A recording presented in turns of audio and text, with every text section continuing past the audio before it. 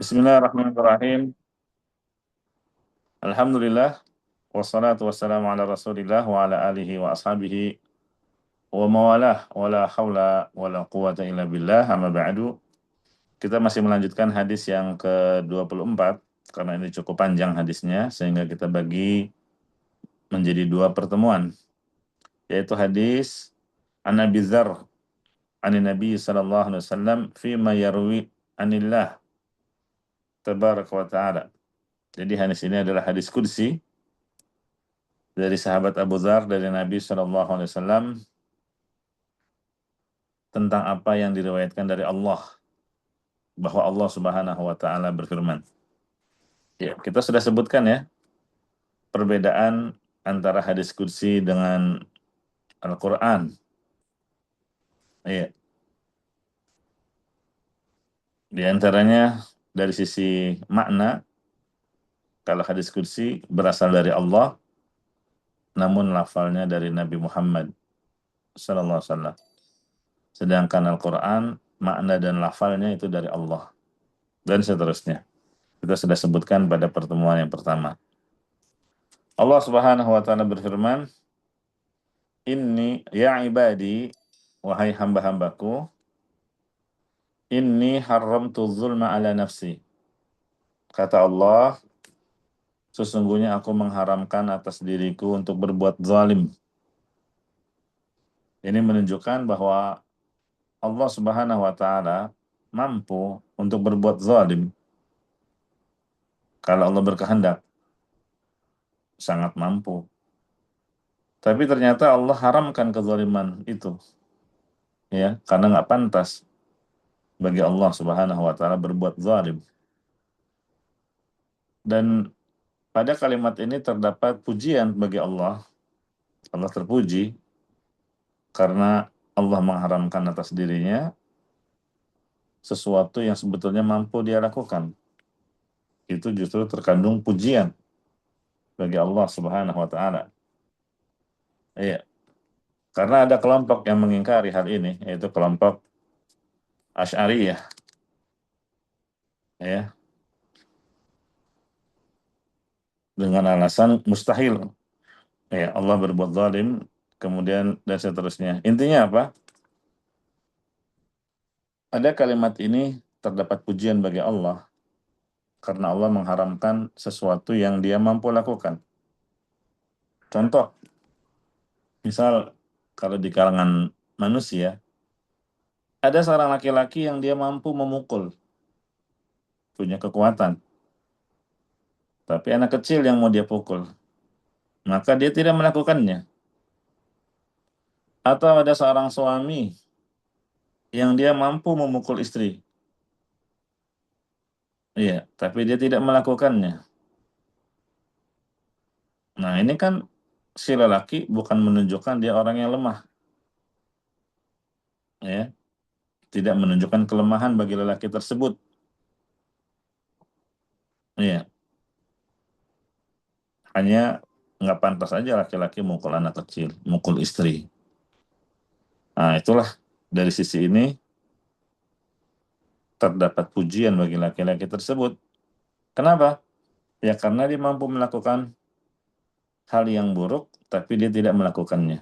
Nah, demikian juga dengan firman Allah dalam hadis ini, ya, wa ya ibadi, wahai hamba-hambaku, inni haramtu zulma ala nafsi. Sesungguhnya aku mengharamkan atas diriku untuk berbuat zalim. Setelah itu, Allah pun mengharamkan kezaliman kepada manusia. Wa ja'altuhu bainakum muharrama. Dan aku mengharamkan kezaliman itu pula di antara sesama kalian. Jangan kalian saling menzalimi. Iya. Dan kezaliman itu ada tiga ya. Ada yang pertama disebut zulmun la yugfar. Kezaliman yang tidak akan diampuni oleh Allah, yaitu perbuatan syirik. Karena Allah menamakan syirik dengan zulmun azim. Inna syirka la zulmun azim. Sesungguhnya kesyirikan adalah kezaliman yang sangat besar. Dan ini kezaliman yang tidak akan diampuni oleh Allah kalau pelakunya tidak taubat sampai akhir hayat. Iya. Dan yang kedua, zulmun nafs, menzalimi diri sendiri. Orang yang berbuat maksiat, ya, berbuat dosa selain dosa syirik, dia menzalimi diri sendiri. Karena apa? Karena konsekuensi dosa dan maksiat yang dia perbuat, dirinya terancam azab, kecuali jika Allah mengampuninya. Ada peluang mendapatkan ampunan dari Allah bagi yang Allah kehendaki. Dan yang ketiga, zulmul ghair, menzalimi orang lain. Yang ini tidak akan dibiarkan oleh Allah, pasti akan ada balasannya di akhirat. Ya, ini menzalimi orang lain terkait dengan harta, darah, kehormatan. Ya, yang kata Nabi Shallallahu Alaihi Wasallam, apa? Inna dima'akum wa amwalakum wa a'radakum bainakum haram. Ya. Dan di akhirat kita imani adanya qisas. Ya, Allah akan memberikan hak kepada pihak-pihak yang terzalimi. Nah, kemudian jemaah rahimani wa rahimakumullah, selanjutnya Allah berfirman, ya ibadi kullukum dhalun illa man hadaituhu. Kalian semua adalah sesat. Ini bukti bahwa asalnya manusia tersesat. Iya. Illa man hadaituhu, kecuali yang aku beri hidayah. Fastahduni, maka mintalah hidayah kepadaku. Aku akan berikan hidayah pada kalian. Nah, makanya banyak-banyak kita meminta hidayah kepada Allah, bahkan menjadi kewajiban. Rukun salat, ihdinas siratal mustaqim. Minta hidayah kepada Allah, karena asalnya manusia tersesat, butuh hidayah, butuh bimbingan. Di antara doa Nabi SAW adalah apa? Allahumma inni as'alukal huda. Ya Allah, aku memohon kepadamu hidayah.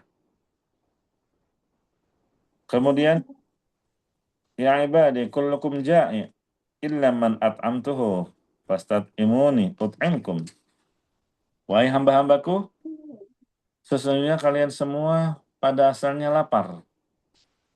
Ya, kalau tadi asal manusia sesat, kalau sekarang asal manusia adalah kelaparan. Iya, kecuali yang aku beri makan, maka mintalah makan kepadaku. Iya. Dalil yang memberi rizki kepada kita adalah Allah. Ini termasuk wujud syukur dengan hati, meyakini kita bisa makan adalah karena Allah yang memberi kita makan. Ya ibadi kullukum arin illa man kasautuhu fastaksuni aksukum. Wahai hamba-hambaku, sesungguhnya kalian semua adalah tidak berpakaian, telanjang, kecuali aku beri pakaian kepadanya. Maka mintalah pakaian kepadaku, pasti aku akan beri kalian pakaian. Iya. Jadi ini dalil bahwa seluruh makhluk sangat butuh kepada Allah Subhanahu wa taala. Iya. Dan kebutuhan kita tidak akan terpenuhi kecuali dengan Allah, dengan pertolongan Allah Azza wa Jalla.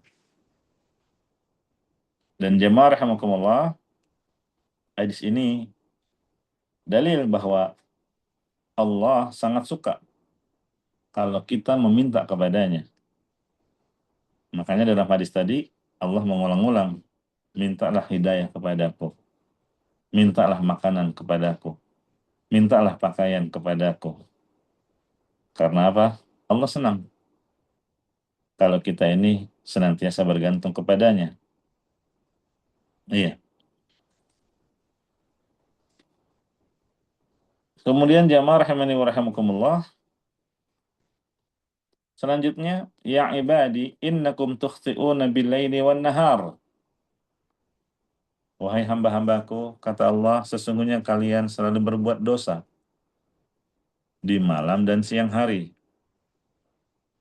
Wa ana aghfirudz dzunuba jami'an, sedangkan aku itu senantiasa mengampuni semua perbuatan dosa. Fastaghfiruni, mintalah ampunan kepadaku, aghfir lakum, niscaya aku akan mengampuni dosa-dosa kalian. Iya. Jadi inilah tabiat manusia. Tabiat manusia berbuat dosa. Sebagaimana Nabi jelaskan, kullu bani Adam khata' wa khairul khata'ina at-tawwabun. Setiap manusia itu pasti berbuat dosa. Iya. Jadi sunnatullah, tabiat manusia adalah berbuat dosa. Siapa di antara kita yang nggak pernah berbuat dosa? Dan dosa yang kita lakukan sangat banyak.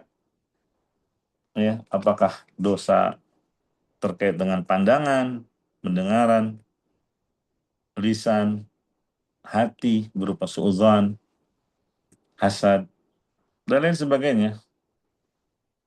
Makanya jemaah, selain kita dalam doa minta rezeki kepada Allah, maka yang perlu juga minta ampunan kepada Allah Subhanahu wa taala. Apalagi Allah menyuruh kita untuk memohon ampunan kepadanya. Ya ayyuhalladzina amanu tubu ilallahi taubatan nasuha.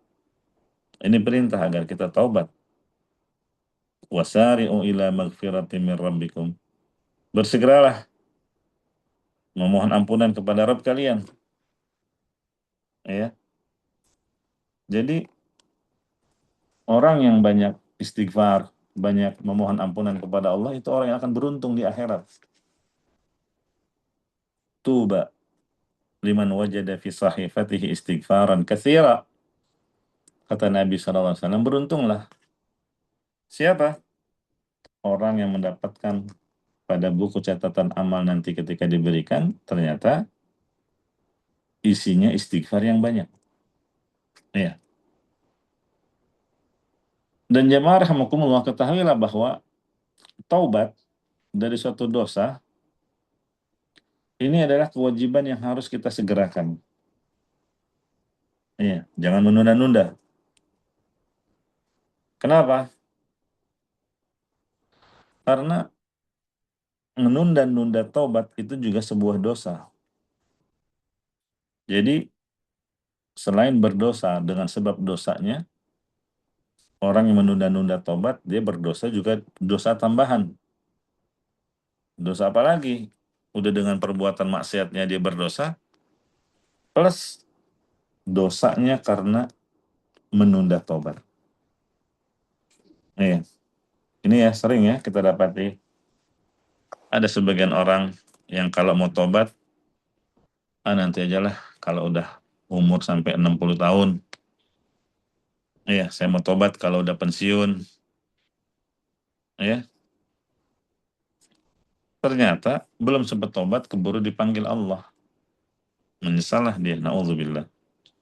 Makanya eh, taubat, istighfar, ini kewajiban yang harus disegerakan. Ya, perbanyak. Setiap kali kita melihat, ya, melihat sesuatu, mendengar sesuatu yang haram, segera kita ucapkan istighfar. Setiap kali kita berbuat ria, sum'ah, segera istighfar.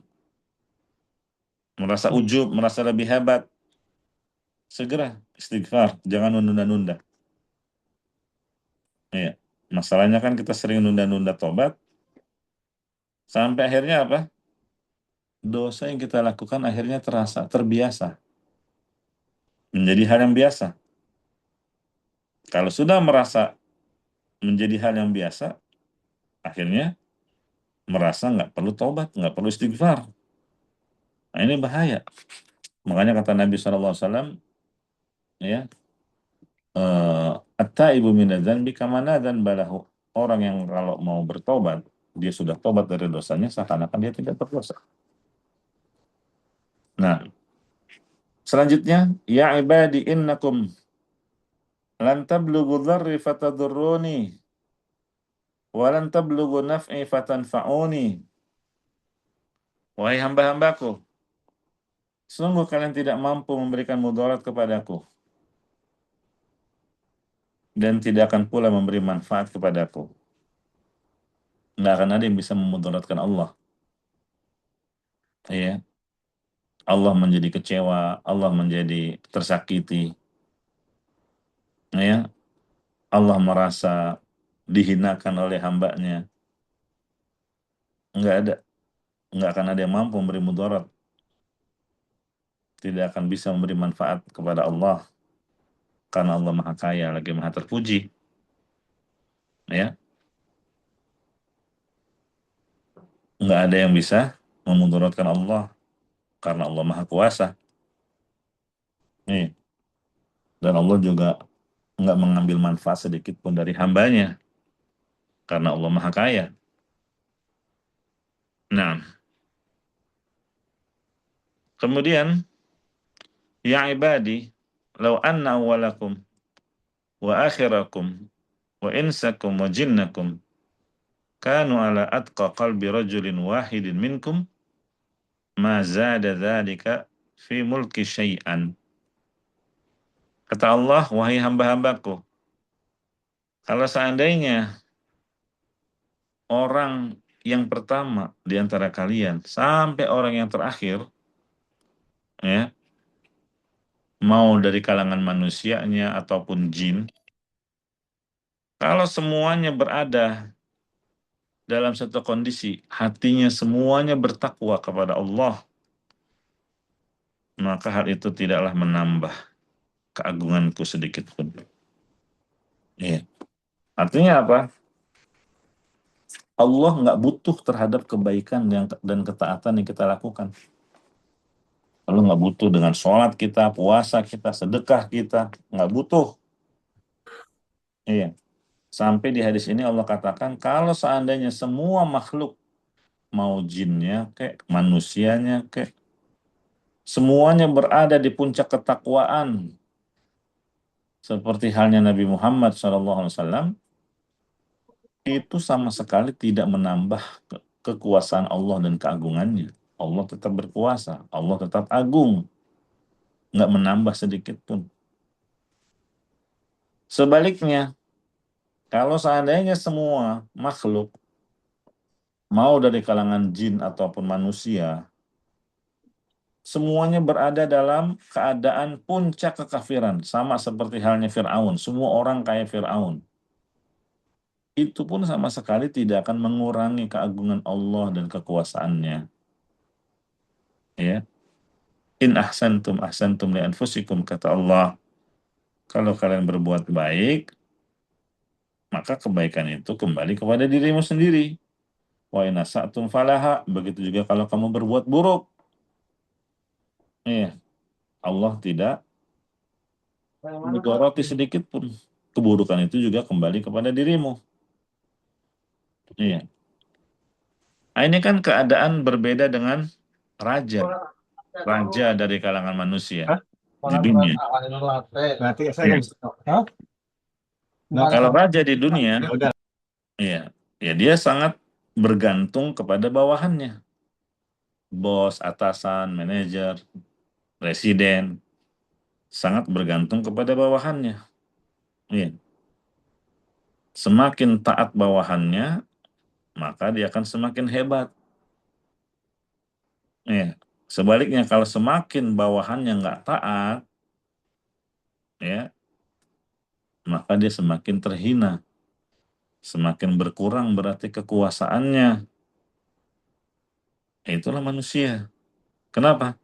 Karena manusia membutuhkan makhluk lainnya. Adapun Allah tidak. Ya, Allah tidak. Mau semuanya taat, tidak menambah kekuasaan Allah sedikit pun.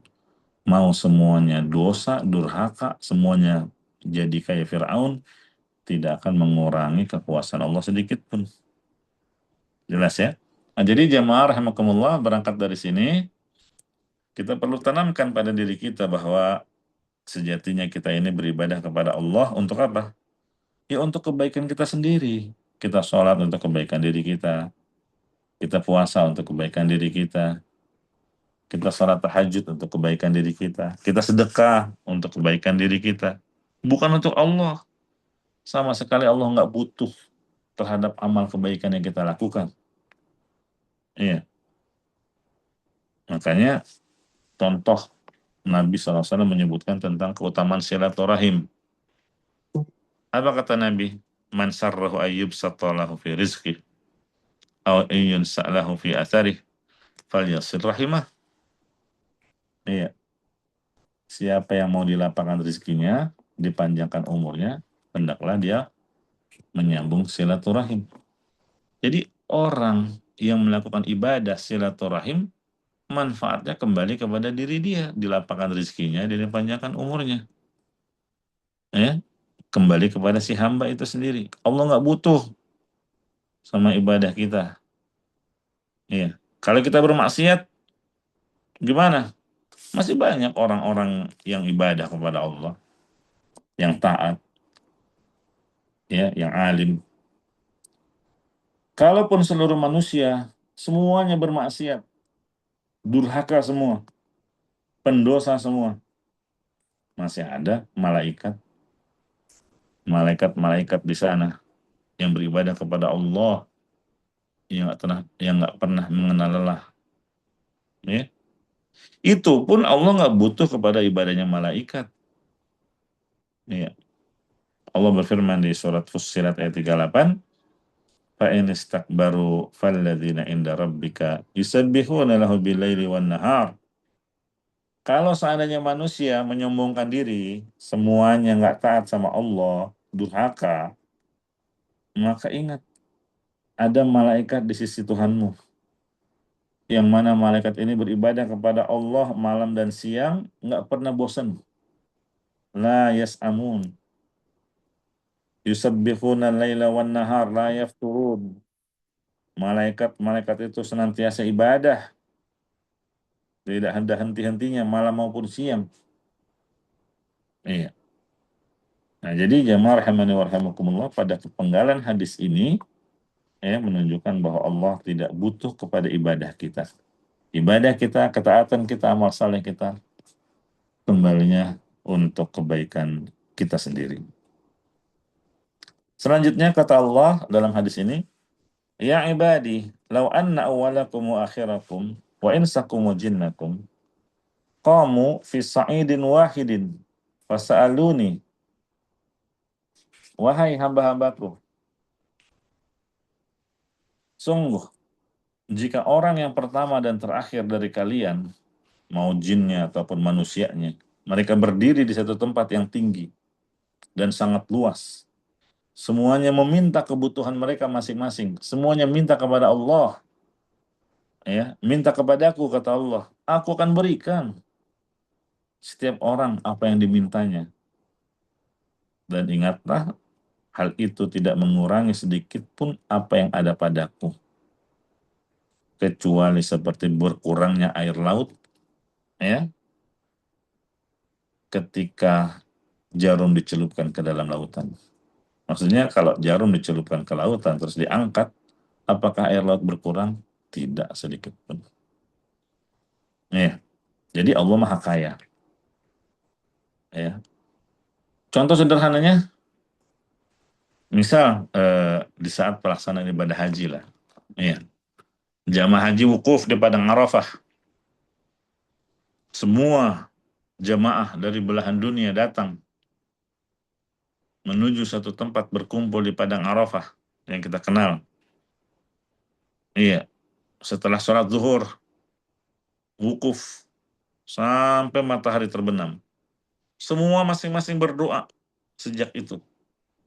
Semuanya mengutarakan isi hati mereka, hajat kebutuhannya mereka pinta kepada Allah, sampai berderai air mata mereka. Maka ketahuilah, kalau Allah mengabulkan doa mereka semuanya, itu tidak akan mengurangi sedikit pun perbendaharaan Allah. Tidak akan mengurangi sedikit pun yang ada di sisi Allah. Ya.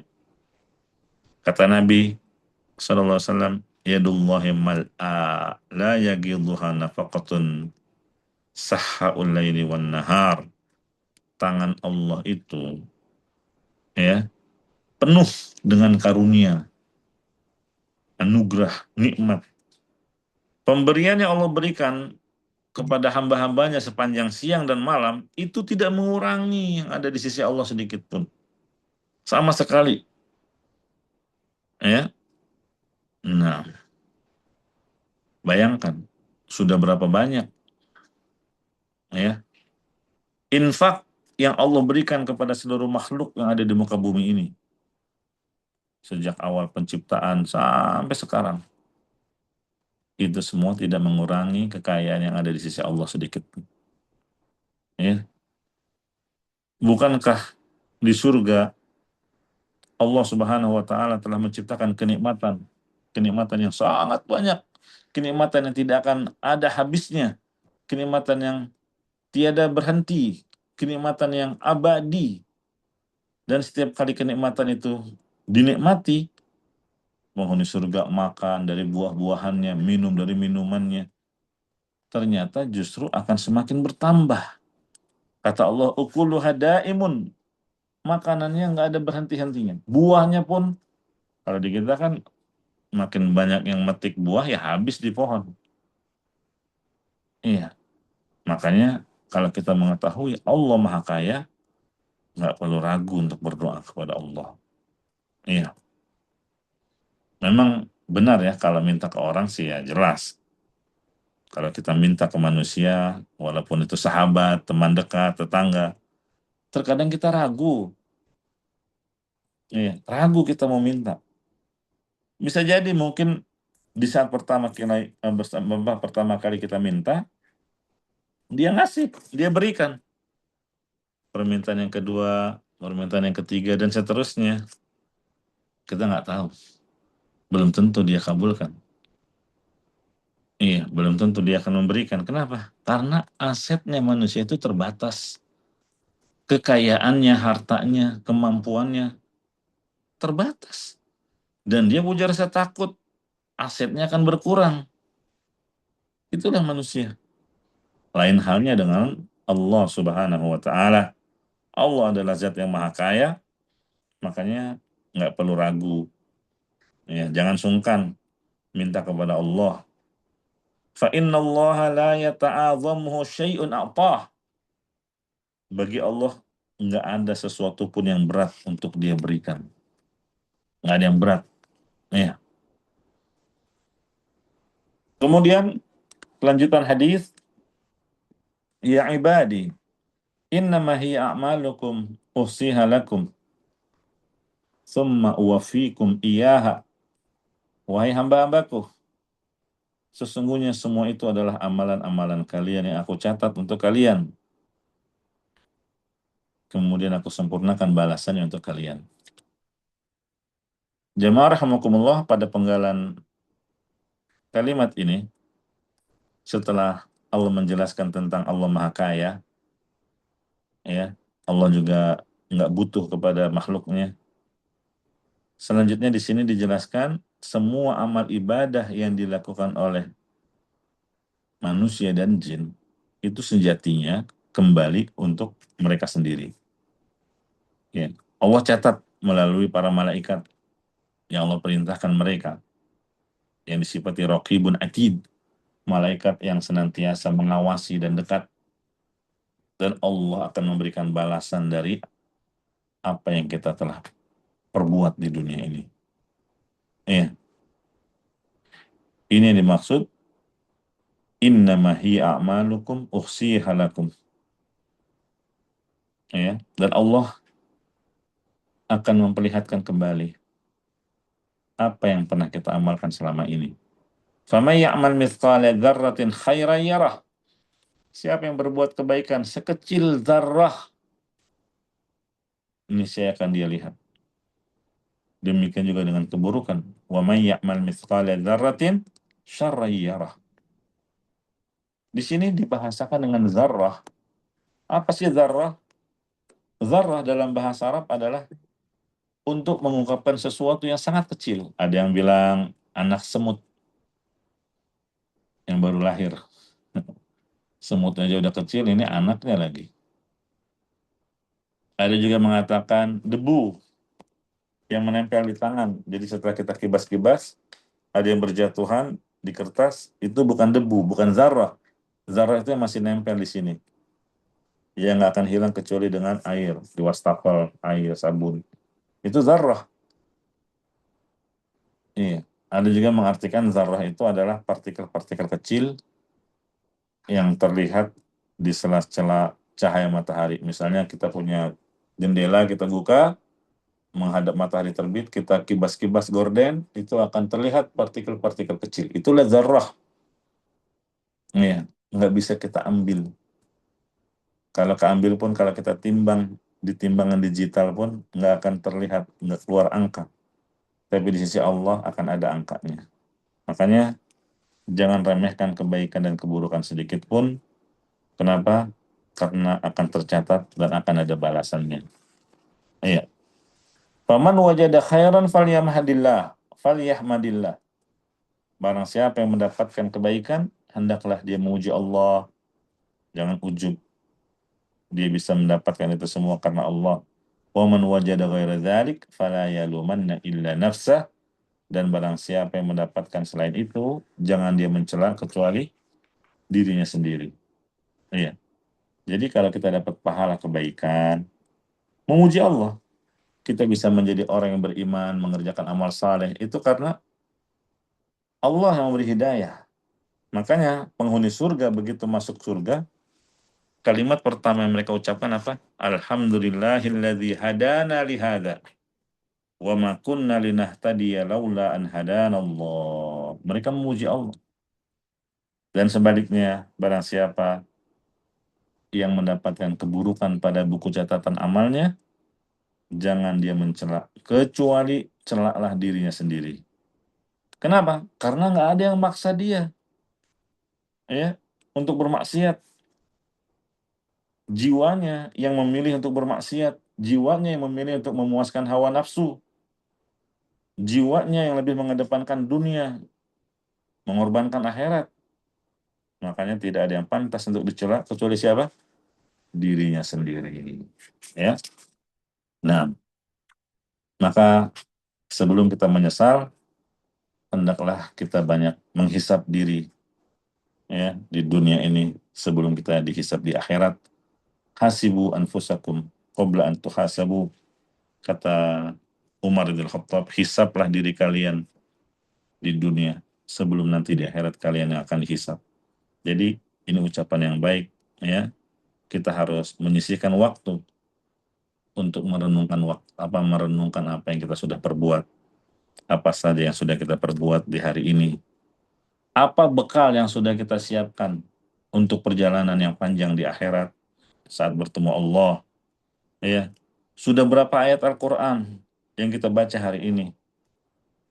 Kebaikan apa yang sudah kita berikan kepada masyarakat, ya? Apa yang sudah kita berikan kepada keluarga? Apa yang sudah diberikan kepada kedua orang tua yang kita cintai? Apakah kita sudah mendoakan mereka kalau sudah tiada? Ya, terus seperti itu. Maksiat, ya. Apa yang kita sudah lakukan? Kemudian segera istighfar. Ya, muhasabah. Berapa banyak orang yang sudah kita gibahi, misal, orang yang kita hina, dan seterusnya. Nah, setelah kita menghisap, celaklah diri kita sendiri, ya, sebelum kita mencela diri kita nanti di akhirat. Karena Allah menyebut di akhirat disebut dengan yaumul hasrah, hari penyesalan. Kenapa? Karena banyak manusia mengungkapkan penyesalannya di hari itu. Ya, demikian selesai, alhamdulillah, hadis yang ke 24, hadis kursi yang cukup panjang tadi. Silakan kami kembalikan kepada Pak Rizal. Barakallahu fiik. Oke, warahmatullah. Jadi kalau kita kata ilmunya apa yang disampaikan oleh Ustaz itu ya menjadi bukan juga bagi diri ini gitu ya, mungkin bagi kita semua begitu ya, menjadi tafsir bagi kita semua. Yang pertama tadi mungkin eh, Ustaz menyampaikan jadi tafsir bagi kita adalah bagaimana kita itu Allah itu atas kita. Gitu. Ketika kita tidak berdoa, tidak meminta, maka bisa jadi ada sedikit kesombongan. yang ada di diri kita gitu. Berikutnya adalah ketika kita mengabaikan dosa-dosa kecil, itu bilang silent killer ya saudara. Kalau penyakit ada silent Hmm. killer gitu ya. Nah Iya. ini mungkin jadi silent killer juga ketika kita mengabaikan dosa-dosa kecil tadi yang saya sampaikan. Nah, bagaimana juga kita tadi saya sampaikan tidak meremehkan kebaikan atau keburukan gitu ya, dan bagaimana kita berjasa kepada Allah. Nanti ada ada Putus-putus suara antum. ya, Coba. Mm-mm. mungkin ada pertanyaan yang bisa disampaikan atau Ah, ya. didiskusikan kepada Ustadz bagi Bapak Ibu sekalian, kami persilakan.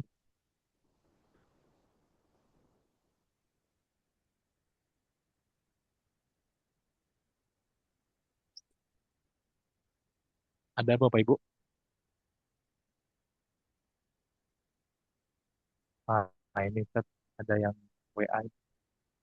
Assalamualaikum Ustadz, silakan Ibu atau Bapak kalau mau bertanya ini. Nah,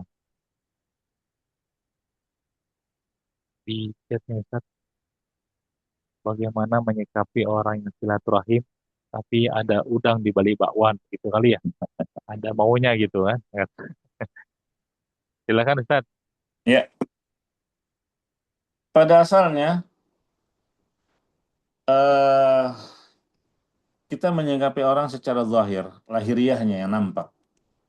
Makanya Nabi SAW pun menyikapi orang-orang munafikin. Mereka diperlakukan sebagaimana seorang muslim. Iya, karena kita tidak dituntut untuk mencari tahu isi hati mereka, batin mereka. Ya, kalau ada orang silaturahim dengan kita karena ada maunya, ya selagi kemauannya bisa kita penuhi dan tidak memudaratkan, tidak membahayakan kita, kenapa tidak? Apalagi kalau memang dia kerabat yang ada hubungan rahim, hubungan darah, abang kah, adik kah, ya, paman, bibi, uak, ya, itu termasuk yang besar pahalanya di sisi Allah Subhanahu wa taala, ya. Jadi husnuzan saja, ya, kepada orang yang berbuat baik kepada kita termasuk silaturahim. Kita doakan semoga Allah Subhanahu wa taala apa meluruskan niat dia, memberikan pahala atas silaturahimnya yang dia lakukan. Dan kita balas berkunjung ke rumahnya. Jangan kita mentang-mentang sebagai abang, maunya dikunjungi terus, nggak mau berkunjung ke rumah adik-adiknya. Jangan kita selaku paman, nggak mau berkunjung kepada ponakan-ponakannya. Ya, jadi ingat, luruskan niat setiap kita berbuat kebaikan, termasuk silaturahim, bahwa silaturahim yang kita lakukan pertama menjalankan perintah Allah, dan yang kedua Allah akan balas pahala di dunia dan di akhirat kelak. Begitu, ya. Nah, Allah a'lam. Baik, mungkin semoga bisa disampaikan. Sekarang kalau saya sampaikan kembali itu